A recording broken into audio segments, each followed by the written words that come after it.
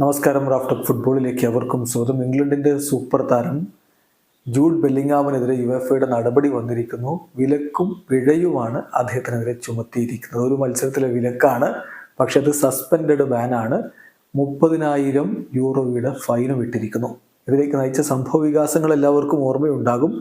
കഴിഞ്ഞ മത്സരത്തിൽ അദ്ദേഹം സ്ലോവാക്യക്കെതിരെയുള്ള അവരുടെ റൗണ്ട് ഓഫ് 16 മത്സരത്തിൽ ആ മത്സരം പിന്നെ ഇംഗ്ലണ്ട് വിജയിച്ചേറുകയായിരുന്നല്ലോ.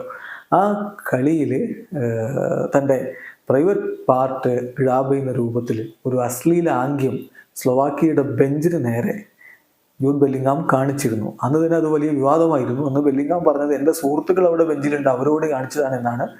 പക്ഷെ ആ വിശദീകരണമൊന്നും യുവേഫ എടുത്തിട്ടില്ല. യുവേഫ അതിനെതിരെ നടപടി തന്നെ എടുത്തിരിക്കുകയാണ്. യുവേഫയുടെ നടപടി എന്ന് പറയുന്നത് 30,000 യൂറോയുടെ ഫൈന്, അതോടൊപ്പം തന്നെ ഒരു മത്സരത്തിലെ വിലക്ക്. പക്ഷെ ആ വിലക്ക് സസ്പെൻഡഡ് ബാനാണ്.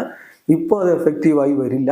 അടുത്ത ഒരു വർഷത്തിനിടക്ക് ഇതുപോലെയുള്ള ഒഫൻസീവ് ജെസ്റ്ററുകൾ അദ്ദേഹത്തിൻ്റെ ഭാഗത്ത് നിന്ന് ആവർത്തിക്കപ്പെട്ടാൽ ഒരു മത്സരം വിലക്കും. ചുരുക്കത്തിൽ നാളെ നടക്കുന്ന ഇംഗ്ലണ്ട് വേഴ്സസ് സ്വിറ്റ്സർലൻഡ് യൂറോ കപ്പിൻ്റെ ക്വാർട്ടർ ഫൈനൽ മത്സരം താരത്തിന് കളിക്കാം എന്നർത്ഥം. ഇതാണ് ഇപ്പോൾ യുവേഫയുടെ ഒരു തീരുമാനം വന്നിരിക്കുന്നത്.